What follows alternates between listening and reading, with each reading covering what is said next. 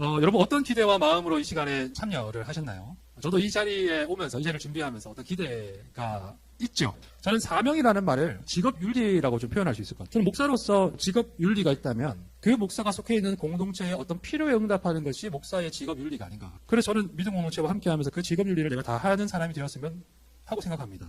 집회를 준비하면서 저한테 그런 기대가 있었습니다. 우리가 가지고 있는 문제, 시름, 지금 실존에 대한 하나의 응답이 되었으면 좋겠다. 그러다 보니까 이런 생각이 듭니다. 어쩌면 이 생각이 오만함은 아닐까? 최근에 제가 이렇게 어렴풋하게 제 마음속에 이런 생각들이 있던 것들을 터뜨린 피드백이 하나 있었습니다. 수요 없는 공급. 말하자면 여러분 목사가 필요하신가요? 목사의 어떤 활동이 여러분들에게 필요하십니까? 여러분들께 교회와 이 모임과 이 활동이 여러분들에게 요청되고 계십니까? 나아가서 근원적으로 하나님이 그분이 이야기하시는 복음이라는 것이 여러분들에게 그 문자 그대로 기쁜 소식으로 다가오는 어떤 한 지점이 있으신가요? 저는 우리가 어떤 필요의 압력 아래 살아가고 있다고 느낍니다. 그러니까 우리가 과연 안식을 누리고 있을까? 근데 평안하신가요? 사회적인 관점에서 왜 우리의 소비는 끝이 없을까? 의료 영역의 필수 인력을 얻을 수가 없어서 소아과와 산부인과가 사라지는 동네가 많다는데 왜 그렇게 성형외과는 성행하는 것일까? 우리의 신체를 통제하고 형성해 나가는 어떤 산업들이 있습니다. 이렇게 불황이라는데 왜 그토록 우리한테 구매력, 소구력이 있을까? 왜 우리는 그토록 실상 내 것이 아닌 그 모방 욕망을 채우고자 이토록 안달이 나 있는가? 강수돌이라는 선생님이 계시는데 이분은 한국 사회가 아주 거대한 중독에 놓여 있다라고 이야기를 하세요.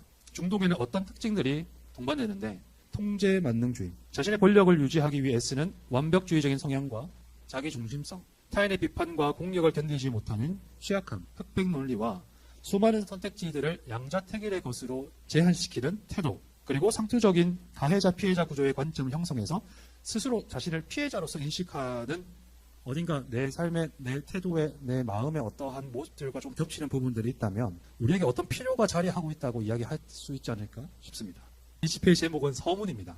서문에는 특징이 하나 있는데 서문에는 모든 것이 다 들어가 있지만 그러나 다 드러나 있지는 않다는 것입니다. 복음서의 서문이 마가복음 1장 14절과 15절 역시 이 이야기 마가복음 전체의 전부를 이야기하고 있지만 모든 것을 다 드러내고 있지는 않습니다. 동시에 이 서문은 여기서 이 이야기가 이제 시작되었다라고 알려주고 있는 것이죠. 오늘 우리의 모임을 이끌어서 서문이라고 이름을 붙인 까닭은 이미 우리에게 모든 것이 다 주어졌습니다. 그러나 모든 것이 다 드러나 있지는 않죠. 아직 다 드러나진 않았습니다. 일단 이 서문은 이중적인 위치를 차지하고 있습니다. 첫 번째는 마가복음 전체의 서문이라는 거죠. 그리고 예수가 앞으로 할 사역들의 서문이기도 합니다. 때가 찼다는 이 말에서 카이로스라는 단어, 카이로스는 어떤 한 지점을 가리킵니다. 어떤 한 날, 3월 1일. 달리 말하자면 3.1절의 사건이 촉발되기 전에 임박한 상황, 이 임계점을 이루고 있는 상황. 두 번째 문장으로 예수는 어떻게 이야기하시냐면 하나님 나라가 가까이 왔다라고 이야기합니다. 시간적인 의미도 있고 공간적인 의미도 있습니다. 다른 한편 시간적인 의미로 바울의 말에서 이 느낌이 어떠한 의미를 가지고 있는지 좀 찾아볼 수가 있는데 바울은 로마서 13장 12절에서 이런 표현을 씁니다. 밤이 깊었다. 낮이 가까이 왔다. 이 표현을 미루어 짐작해보면 가까이 왔다는 것은 시간의 개념에서는 아직 완전히 이르진 않았지만 곧 해가 떠오르진 않았지만 이제 곧 해가 떠오르리라고 내가 믿을 수 있는 어떠한 것. 새벽의 미명. 그래서 예수님이 하신 말씀을 조금 더 생각을 해보면 이런 것이 아니었을까. 지금 여기다. 더 이상 뒤로 밀리거나 물러서거나 더 기다려야 할 것이나 때를 기다려야 할 것이 아니라 지금 여기다. 하나님 나라. 이것을 복음이라고 말씀하십니다. 복음은 우리가 잘 알고 있는 것처럼 좋은 소식이라는 뜻입니다. 이런 의미에서 복음에는 여러분 하나의 문제가 있습니다. 어떤 소식이 좋은 소식이 된다는 것은 어느 정도 주관적이라는 거예요. 나에게 좋은 소식이라는 측면이 있다는 거죠. 이것이 제가 여러분들의 필요에 응답하고자 하는 제 직업윤리가 오만하다고 생각되는 지점입니다. 과연 내가 가지고 있는 것, 내게 맡겨진 것을 가지고 믿음 공동체에 내가 나아갈 때 감히 그것이 여러분들에게 좋은 것이라고 내가 말할 수 있을까? 복음이라는 말이 그래서 되게 미묘한 지점이 있다는 거죠. 이것은 마치 하나님이 선하시다는 말과 비슷합니다. 하나님 물론 선하시죠. 그런데 나에게 선하시다라고 말하자면 아마 서로 좀 입장이 달라질 겁니다. 하나님 나라가 여기 지금 이때에 가까이 왔다라는 이 말이 어떻게 우리한테 좋은 소식, 기쁜 소식이라는 것일까? 수요 없는 공급이라는 말이 너무 적절한 것 같아요. 수요가 없는데 어떤 공급이 과연 기쁜 소식이 될 수 있을까? 우리에게 기다림이 없고 필요가 없고 물음이 없는데 어떤 대답이, 어떤 그 풍성함이, 어떤 그 찾아옴이 기쁜 소식이 될 수 있을까? 그런 우리들한테 있어서 복음은 어떤 것일까? 예수가 말하고 있는 복음이 분명히 우리 복음이 되죠. 그래서 배부름과 넉넉함과 건강함과 안위와 평안과 어떤 성공과 충만함과 풍요와 힘들을 포함합니다. 그런데 또한 우리는 이 복음이라고 여기는, 우리가 복음이라고 여기는 것들이 또한 거꾸로 세워질 수 있다는 것도 잘 알고 있습니다. 배부름을 쫓고 있는 우리는 배고픔에 사로잡혀 있다는 것. 넉넉함과 풍요를 찾는 우리는 가난에 불안해한다는 것. 안위와 평안과 건강을 기도하는 우리는 죽음의 두려움에 쫓기고 있다는 것. 성공과 힘을 추구하는 우리는 지배력과 통제력 가지고 신적인 존재가 되기를 원한다는 것. 말하자면 우리는 그 복음의 자원을 가져와서 나의 바벨탑 쌓는 데 사용하는 수도 있다는 거죠. 어쩌면 그저 나의 바벨탑을 쌓기 위해서 필요한 벽돌과 역청을 공급하는 창고로 복음을, 예수가 이야기하고 있는 하나님 나라를 이해하고 있는지도 모르겠습니다.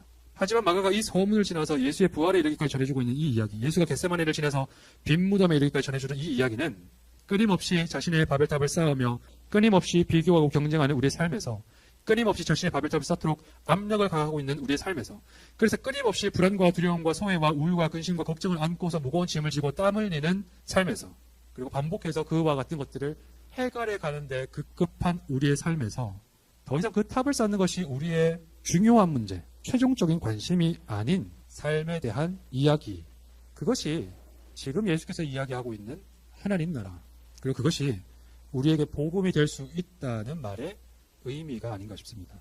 말하자면 이것은 다른 이야기입니다. 다른 선택을 할 수 있는 가능성에 대한 이야기. 우리가 그것을 대안이라고 이야기할 수 있다면 예수님의 복음, 이 선포는 대안의 이야기입니다. 하나님 나라가 지금 이때 이곳에 가까이 왔다. 그래서 예수님이 이 복음을 믿으라고 하는 겁니다. 그리고 믿음이라는 게 뭘까요? 저는 믿는다는 것은 어떤 이야기 속에서 살아가는 것이라는 생각이 좀 듭니다.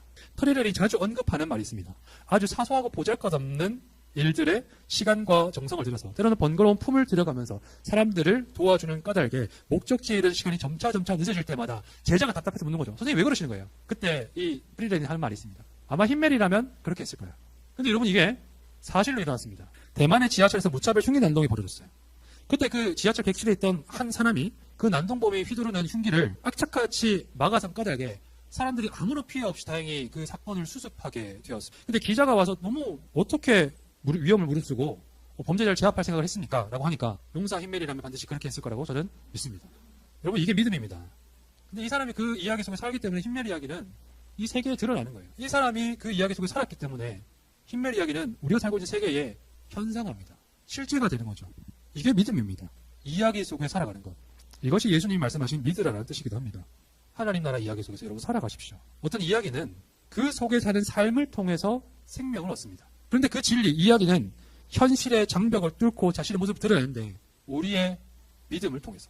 아름다울 수는 있지만 현실성 없는, 귀감은 되지만 그렇게 살고 싶지는 않은 이야기. 예수는 그 이야기가 우리의 복음이라고 이야기합니다. 이제 예수는 그 이야기를 들고서 수많은 사람들에게 찾아갈 겁니다. 나병 환자, 중풍병자, 혈루병 여인, 세리와 죄인, 선생을 배신한 제자들, 바벨탑 꼭대기에 있는 로마의 총독들, 그리고 우리에게도.